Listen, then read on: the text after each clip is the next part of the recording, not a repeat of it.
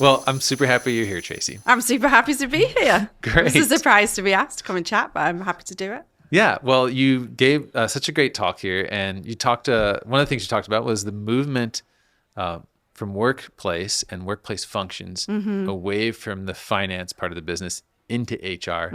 You went through this movement, right? I did, yes, and it was before the pandemic, so it wasn't because of the pandemic. It was because at Twitter we were really focused on diversification, having employees all around the world where they could do their best work and where talent pools were and where we could just meet people where they are, if their life circumstances changed. We wanted to keep them. We didn't want to go, oh, well, sucks for you. You've moved to like wherever and we don't have an office there. I mean, that's just stupid. So we were sitting there thinking, how can we keep these great people? How can we get more great people? And it's like being as flexible as we can. And so being a part of the people team and moving over to the people team, it just made us part of that conversation, and not just part of it, an ability to kind of drive a lot of it.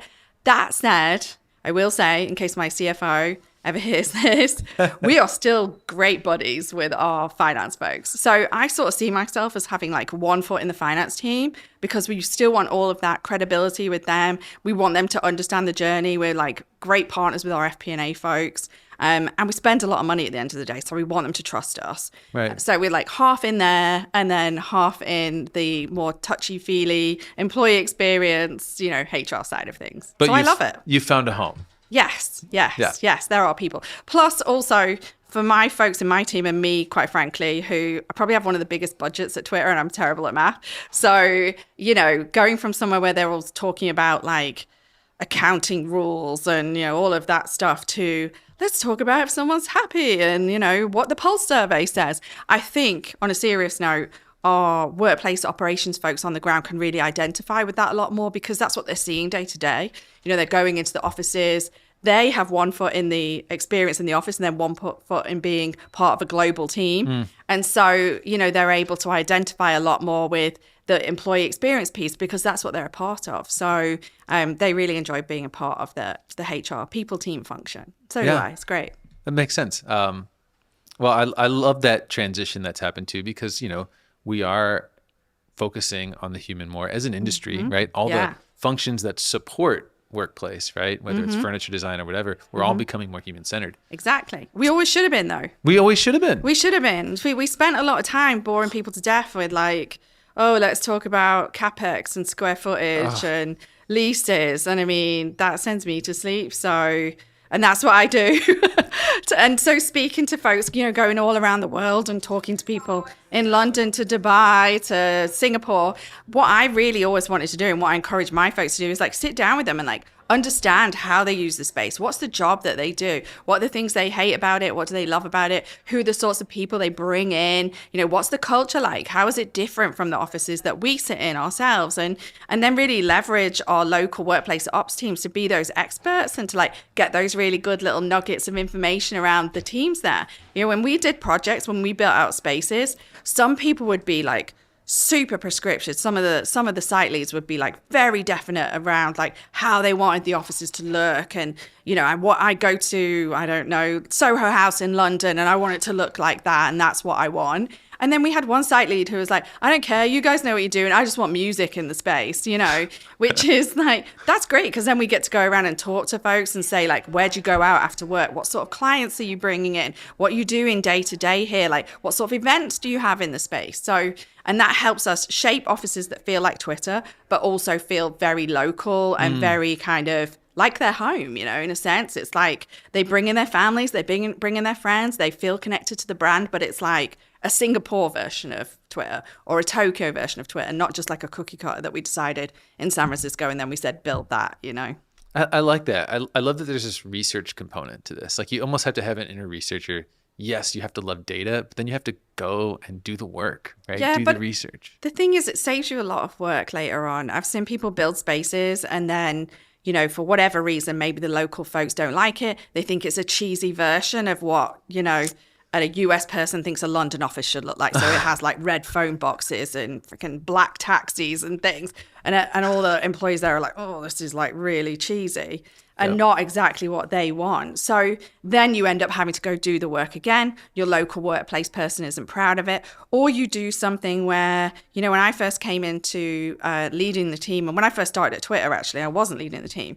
I saw a real disconnection between the teams within real estate. So, you know, design and construction, your workplace ops, your leasing and planning, we're all doing things separately. And it's great to work together for a number of reasons. It builds up the skills across the team, but it also saves a bunch of work later on. So classic things like, you know, the design and construction team goes in and they put a light feature above a stair that you can't change the bulbs, or they put in a white kitchen top and then someone spills red wine and it's ruined.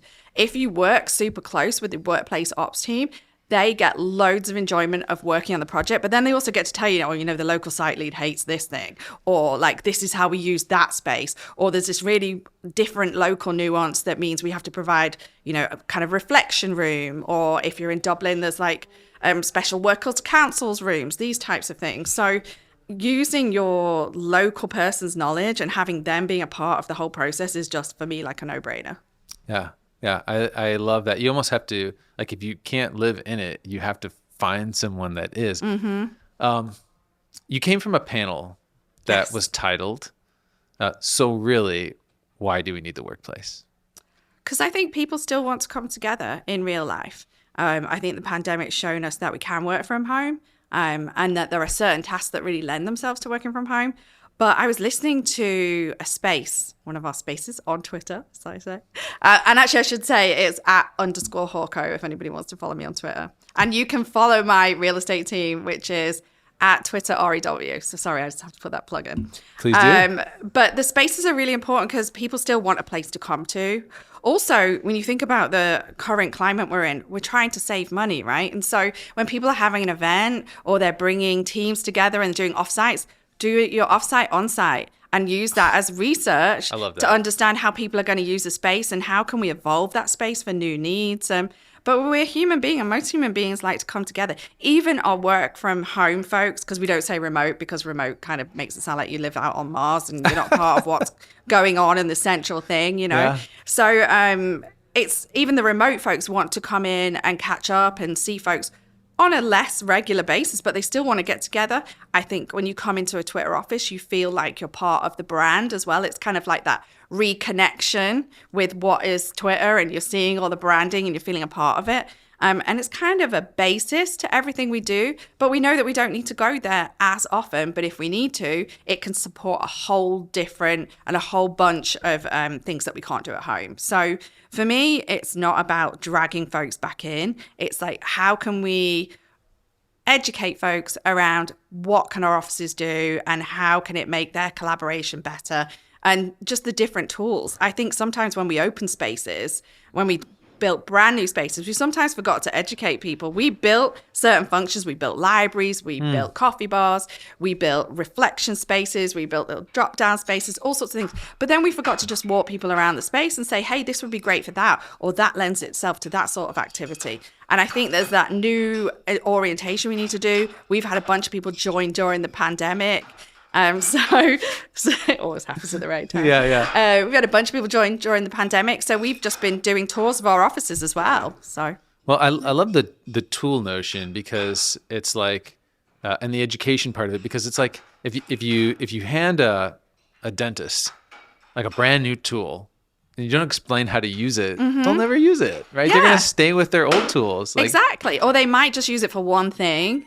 And it could be that the tool could be used for like 10 things, but they don't realize. They just thought it was for like, I don't know, polishing the tooth, but you could do a billion other things with it as well, you know? So I think we're so immersed in that world. We just assume sometimes that folks know, but they don't. And we also have to make sure that when people come in, they have the best experience they can, because they could come in once, not have a great experience, not know how to use the space, and that's the last time they come in. So what I'm trying to do with my folks within my team is like really have that hospitality Disney mindset of like, what can we do? Eyes on stalks, watching everybody. How can we make the experience better? And being proactive and working with leaders too. I love it. Well, Tracy, thanks for sharing your thoughts. I really appreciate the time you gave me. And of course. It was nice fun to hearing meet you. Yeah. Maybe one day you'll get to meet Doug the Pug. Oh, Doug the Pug. I'd love that. Well, you've got such an enthusiasm for your work. I love it. And I absolutely love it. You should search the hashtag love where you work on Twitter, and there'll be a whole load of things around why people love Twitter offices that you'll see in there.